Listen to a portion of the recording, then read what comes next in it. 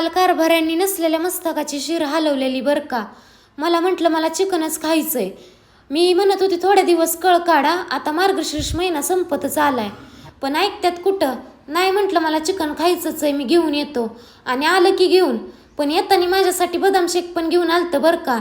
त्यामुळं जरा माझं तापलेलं मस्तक थंड झालं. आणि मग लागली बघा इकडे चिकनच्या तयारीला. पण त्यांना म्हटलं मला धुवून देणार असला तरच करते. त्यांनी मला धुवून हळद मीठ लावून दिलं बरं का.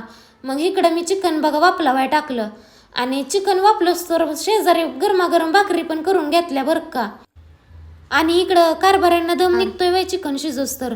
मला म्हटलं बघवायचं मला आळणी पाणी प्यायचं या, म्हणून मग त्यांना आळणी पाणी काढून दिलं बरं का.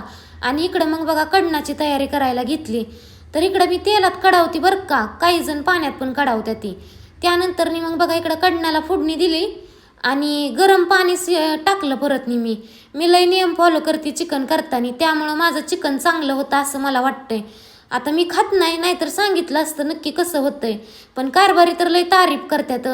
आणि कडणाला उकळी फुटली की कारभारी म्हटलं पटाक दिशाने वाढ. काय एवढं चिकन त्यांना खाऊ वाटलेलं काय माहिती. मला ताट पण सजवून देत नव्हतं. पण मी म्हटलं मी एवढी मेहनत केली आहे, मी ताट सजवणारच. म्हणून बघा मग मी इकडं ताट सजावलं. तर व्हिडिओ आवडला असेल तर लाईक करा. आजच्यासाठी एवढंच बरं का.